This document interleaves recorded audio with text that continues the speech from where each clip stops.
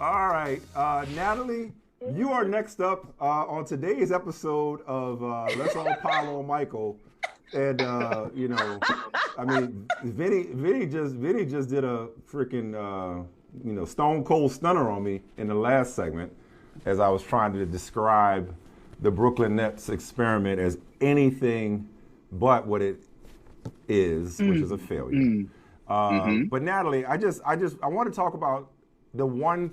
You can take us wherever you want to go, but I was like, I got to get Natalie because just the idea, far-fetched though it is, but the idea of a KD reunion with Golden State makes you feel what? Not delighted. Not delighted. I mean, I was Let's not put it someone. nicely. Yeah, I'm Kermit, and this is T. yeah. I mean, I am not someone who really ever wanted Kevin Durant to come to the team, but I'm not like a impractical person. I understand that he's Kevin Durant and like he puts you in the best position to succeed. So you do that as a business person, as an owner every day. But I wasn't a fan of it to begin with. And like, I understand to everyone on the outside looking in, it was all shiny and great and they won, but for the years, injuries, whatever. But he was a lot. He's a lot, he was a lot. He's high maintenance. There's just a lot that comes with him. And I guess if you are of the position that they needed him, then you would probably say, well, but you got 2 rings out of it. And I want to be very clear because I think 2 things can be true. When I say that the Warriors didn't need Kevin Durant, I'm not saying that he didn't contribute and that, he rode along and he wasn't a part of why they won, but he was still a luxury nonetheless. He wasn't needed. They could have gotten a wing, a 20-point scorer. Like, they just needed someone who could like score, knock down their shot, something Harrison Barnes didn't do, right? Like, they didn't need to jump to KD. He was available and they were able to get him. But even if he would have said no, they would have improved the roster anyway. And so he just came with a lot. You just saw them win with Andrew Wiggins. Shout out to Andrew. And he comes with a lot of baggage. And I don't think, again, this wasn't definitively said, but there were murmurs, right? Like that. There was just a lot that came with him and people weren't always happy. And, like him being around, like, because he was always in a mood, it kind of just, it brought people down. Like, it just wasn't all fun. And you want to enjoy your work environment. You do. You want to enjoy it. He's a lot. No, I'm not arguing with all of that in general and in life. I mean, yeah, I want to enjoy my work environment, but I guess as somebody who's high maintenance, but I'm worth it, I need to understand exactly what you mean by I'm high maintenance too, but there's levels. No, but honestly, but it makes sense because off camera, the moment we checked you in, the first thing you said to me, "Oh, I'm just listening to all that bill you putting up for Kevin Durant." Well, I didn't realize how you felt about Kevin Durant, so now it all makes sense. Oh, you went for a rude awakening, brother. I mean, I don't know. No wonder you were sipping tea, Vinny. Oh, no. But what's high maintenance? Like, he fits seamlessly into their team, did he not? Like, no, he didn't. No, like he did not fit seamlessly. Like to me, it was like the best version of them you got was in 2017. That was the best that it ever looked, but it wasn't seamless. There was like the Christmas game when Steph eventually came out and was like, yeah, we need to run some more pick and roll. That's our bread and butter. Him and Kay had a conversation about like touches and stuff like that. It's never like blown out of proportion because of the way the kind of leader that Steph is. But no, it wasn't all seamless. A lot of the isolation that they worked into the offense, that's because that's how Kevin Durant likes to play, but that's not how they run their offense. It wasn't seamless. And yeah, I suppose in theory for a guy like Kevin Durant, you make those changes. But listen, when in 20 Like and when 20 Natalie comes on the show, you give Natalie the floor. When Kevin Durant's on your team, you make that adjustment, right? No, but listen, it wasn't the fruitful benefit that you like everyone makes it seem. In 2018, that's a perfect example when Steph went down during the season, right? Right. When Kevin Durant went down during the season in their first year, the Warriors went on the win streak, right? They looked like the team from before, like they were just flowing. In 2018, when Steph got hurt and Kevin Durant was leading and they played a brand of basketball more conducive to Kevin Durant's style, they were like barely above 500. They were struggling to win games. Like it's not necessarily like his skill set and what he brings. Yes, you need it in the postseason. I'm not denying any of that, but you can also win without it, without having to go through all of his high maintenance requirements. Natalie, is Kevin Durant overrated? Let's just get to it. Is he just overrated? Is all this fuss about Kevin Durant last 2 days? Like you're like, okay, I'm just checking. Well, I'm not saying he's overrated, but if the question you're asking, like, I don't agree with, well, yeah, he's a bad man, but do I think he's the baddest man? No. Do I think that, like, to me, like, I understand traditional basketball philosophy is going to say, like, if you're starting your franchise, you start with him. I say you start with Stephen. Your teams are going to have a higher ceiling. They're going to go further, and they're going to do more. So again, this is in the context of like exactly what this is That's about. what this is about. That makes sense. No, so what we are, I'm just saying, I get it, Natalie. What we are is we are proxies for all the people out there that have disrespected Steph. You are still on your award tour. You are still in championship mode. So I get it. So we can take it. We don't have to use him. Let's use Giannis, right? Because Bag Twitter likes to pile. Bag Twitter likes to pile on Giannis, right? This is the reason Twitter? Why. Oh, Bag Twitter. You know, Bag Twitter. These are the people who they. Okay. They only like players who have bags.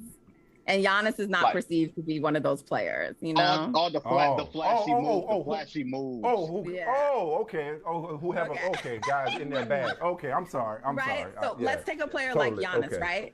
Remember when Harden made those comments? Yeah, anyone can just like dunk. It doesn't require a certain level of skill, right? All of that. So, but again, Giannis is another star. You start your franchise with him. That's what I'm saying. These skills that Kevin Durant has that y'all all love and glorify. I'm just saying, like the guys who allegedly don't have those skills, they've done more for their franchises. And that's just like a fact. And all we ever do is get excuses bailing him out. We get shoe sizes. When there was a whole overtime. Yes, no, it's a show. There was a whole ass overtime. There was a whole overtime, and all I hear about is the goddamn shoe size. Like, come on. Like, it's constant excuses for him. And now, he has to leave because of Kyrie? Why? Why is Kyrie on the team? Why are they playing together? Was there excuses for Steph losing 2 playing games last year? Natalie is not with the shits right now. No, I'm just saying. I'm just asking the question because you're talking about granting bail. Was there excuses or was there reality? Like, I don't understand. It can't be Kevin Durant. You see how I'm saying? It's responsibility on one side. It's blame on the other. You want to know what the difference is? Do you want to know what the difference is? My name Paul. That's between y'all. I don't want none of Natalie smoke right now. You want to know what the difference is? Go ahead.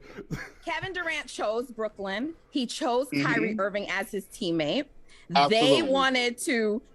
They didn't want a very good coach in Kenny Atkinson who was there. These are all things that they wanted. Stephen Curry can't help that Klay Thompson got injured, okay? He can't help that Draymond missed a floater at the end of the game. When that's LeBron, y'all say he made the right pass. He made the right decision. He cannot help those things. He cannot help that hold on, because you asked the point. He cannot help. It's not in his control that the Warriors were trying to make sure they preserved and held on to their picks and got the Minnesota pick, right? Because you have the organization doing one thing, and then there's something the player is doing on the court. So please, when he's on the court with Kent Bazemore and Michael Mulder is a key rotation player, I don't want to hear shit about the fact that he couldn't win a play-in game. But you know what he did do the next season?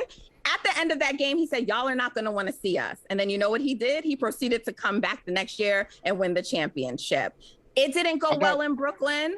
That's what Kevin Durant should do. Kyrie Irving opted in. He opted in. He's there now. Go back another year. Now you have him for the full season and go try to freaking win. That's what you should do. We see Draymond Green missed the floater. Isn't that like James getting hurt? And then like Kyrie Irving hurting his ankle against Milwaukee. What I'm saying, Natalie, is you can use the same logic on one. I'm not blaming him for that. It all depends on your point of view. We're operating from confirmation bias. Steph is your king. We get that. Steph is your king. I don't call him. You know what I mean? Okay, whatever. Steph is your king. Kevin Durant is a court jester. All right? Kevin Durant is a 9 walking across the board, and Steph is the big joker. Totally get your point of view. And you can get on your Tupac hit 'em up tour, because that is exactly what it requires. That's what use Giannis as an example. That's we don't exactly have to make this about Steph. You made it about Steph.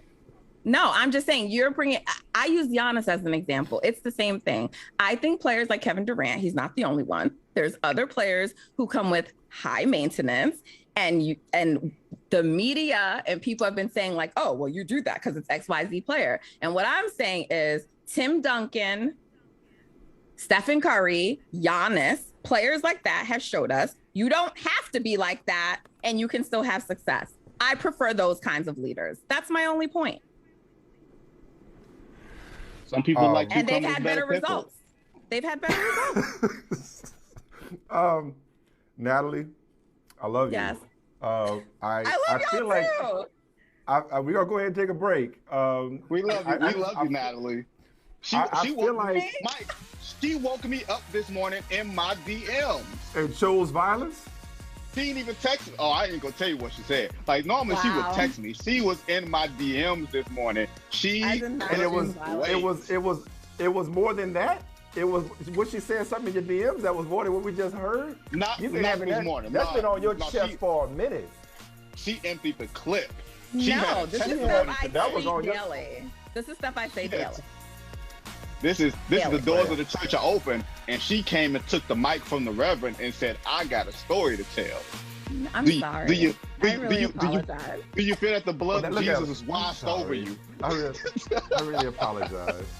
They should have had you at the parade trying to overtake anything. I wasn't. Draymond Green show need to have Natalie on the show.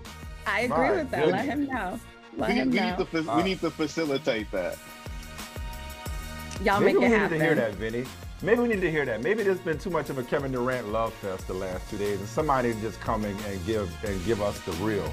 You know, we've been all precisely. Maybe we need to hear that, Natalie. Listen to the woman.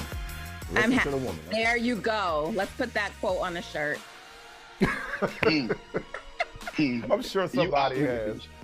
Hey, thanks for watching Brother from Another on YouTube. Make sure you hit subscribe before you leave, and be sure to watch us 3 to 5 p.m. Eastern Time on Peacock. Appreciate you.